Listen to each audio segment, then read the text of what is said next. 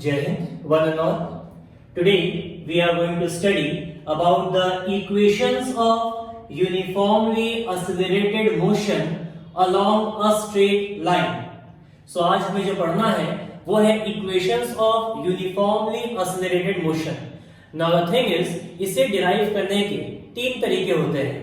पहला है mathematical method, दूसरा है ग्राफिकल मेथड और तीसरा है कैलकुलस मेथड. तो आज हम लोग डिस्कस करेंगे मैथमेटिकल या फिर एनालिटिकल मेथड. मैथमेटिकल को ही एनालिटिकल भी कहा जाता है. कई बार एग्जाम में आपका जब क्वेश्चन आएगा तो ये मेंशन होगा कि आइदर आप मैथमेटिकल से निकालिए या फिर ग्राफिकल से निकालिए या फिर कैलकुलस से निकालिए.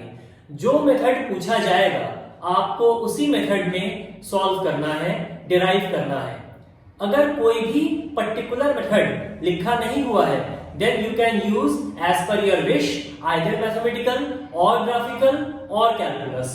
अगर mention नहीं है तो now moving on to the derivation. Suppose हमारे पास तीन पॉइंट है A, B and C. A point का जो पोजीशन है इसे हमने x नॉट मान लिया है.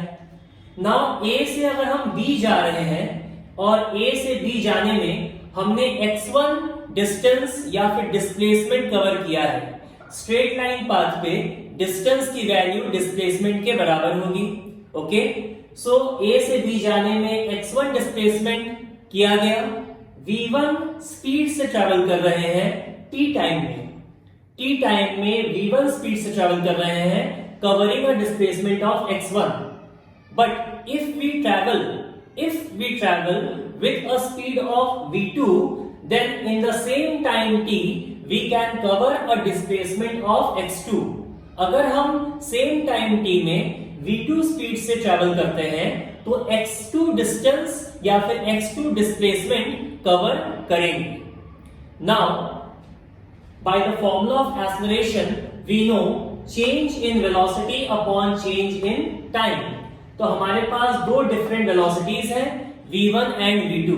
So we have written v2 minus v1 upon t2 minus t1 on cross multiplying a t2 minus t1 equals to v2 minus v1. अब हमने क्या कंसीडर किया कि v1 की वैल्यू u है, v2 की वैल्यू v है, t1 की वैल्यू 0 है और t2 की वैल्यू t है. By putting these values in the previous equation we are going to get this, the first equation on the other side. ये जो इस साइड में आपको फर्स्ट इक्वेशन दिख रहा है यहां पे हमने वैल्यूज को पुट किया. पुट करने पे फाइनली हमें क्या मिला? First equation of motion, that is v equals to u plus at. This is the first equation of motion that we have derived by the mathematical or analytical method. For the second equation of motion हमारे पास एक बहुत ही common formula है v average. v average is equals to x2 minus x1 upon t2 minus t1. ये हमारे पास formula है. हमने क्या किया? क्रॉस मल्टीप्लाई किया. तो v average equals to v average into t2 minus t1 equals to x2 minus x1. Cross multiply होने पे हमारे पास ये वैल्यू मिलेगी. अब v average की जो वैल्यू होती है, बेसिक फॉर्मूला v average का जो होता है वो क्या होता है? v1 plus v2 by 2. v1 plus v2 by 2 into t2 minus t1 equals to x2 minus x1. यहां पे अगर आप ध्यान देंगे तो v2 की वैल्यू हमें यहां से मिल सकती है. We can get the value of v2 from the previous equation. क्या मिलेगी v2 की value? v1 plus a t2 minus t1. v2 equals to v1 plus a t2 minus t1 जो कि हमने यहाँ पे पुट किया. पुट करने के बाद t2 minus t1 से हमने मल्टीप्लाई किया और we have got or we have received this part. v1 plus v1 2v1 हो जाएगा. t2 minus t1 upon 2 plus a t2 minus t1 whole square upon 2. And finally again जब हम t2 t1 v1 की value put करेंगे, t2 t1 v1 इन तीन चीजों की value put करेंगे तो फाइनली हमें क्या मिलेगा? ut plus half at square. We are going to consider x2 minus x1 is equals to s. where S is being considered as displacement, where S, capital S, is being considered as displacement. Now we have to move for the third equation of motion.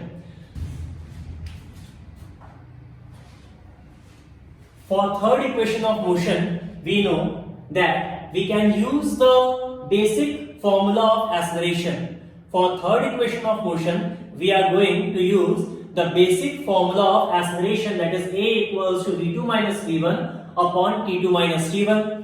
इस फॉर्मूले से क्या हम t2 minus t1 की value निकाल सकते हैं, that is v2 minus v1 upon a. ये हमारी वैल्यू निकली t2 minus t1 की. इस वैल्यू को उठा के हमारे पास जो ये फॉर्मूला है, इस फॉर्मूले में हम पुट करेंगे.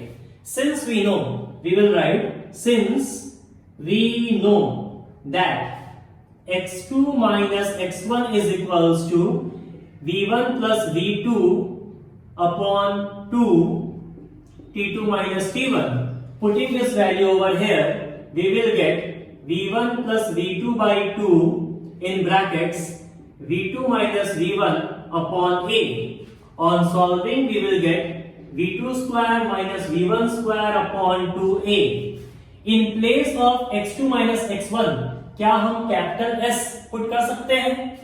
x2 minus x1 की जगह पे कैपिटल S पुट कर दिया गया. On cross multiplying, 2as is equals to v2 square minus v1 square. If we put v1 is equals to u and v2 is equals to v, so finally we will get 2as is equals to v square minus u square. This is the third equation of motion which we have derived with the help of second equation of motion and with the help of basic formula of acceleration. Thank you.